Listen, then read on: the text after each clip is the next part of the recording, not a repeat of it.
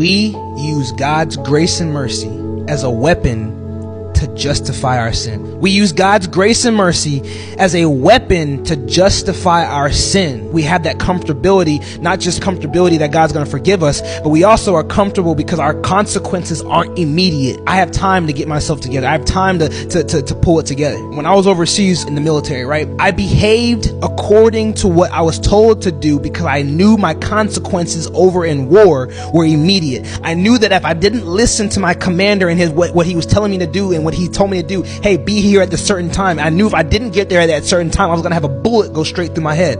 I listened to what he said because I knew that the consequences over in war were immediate. But people don't understand that we are physically in war. What does the Bible say? That we are not in battle between flesh and blood, but by evil dwellers that are running around the spiritual realm. We are actively in war, and people don't understand that we are literally in war.